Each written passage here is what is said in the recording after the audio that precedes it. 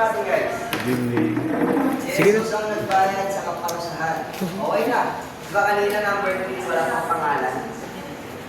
Ano yung number 4? Meron ng pangalan. Kasi nga kinalamin natin, diba? Kilala na natin sino yung sacrifice. Living sacrifice. Sino yung sacrifice? O sacrifice ko. So, si Jesus ang nagbayad sa kaparusahan ng ating kasalanan. So, dito, sa number 4 natin, parang sinabi na explain na.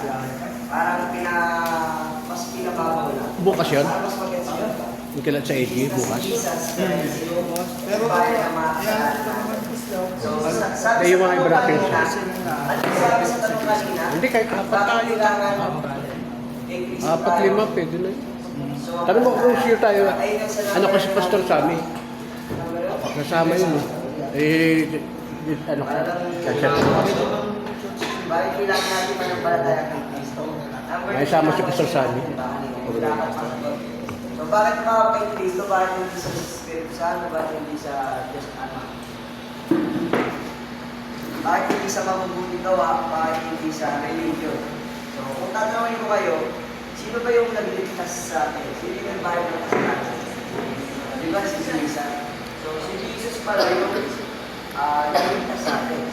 So tama lang na ano? Nasumampalataya kay Jesus. Tama lang. So nasagot na question, di ba? So bakit ba si Jesus yung kailangan natin yung sampalataya na, di ba? Kasi nga, siya yung nag-sacrifice tsaka nag-ligtas sa atin.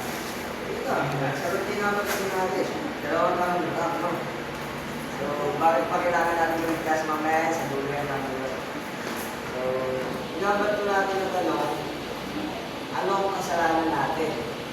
So, ang kasalanan natin, kita sa atin, kaya natin yan.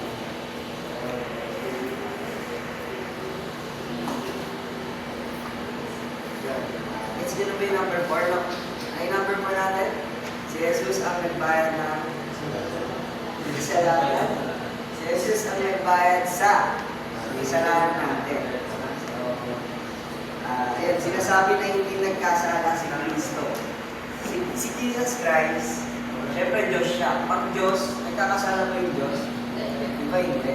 So, kahit na Diyos siya,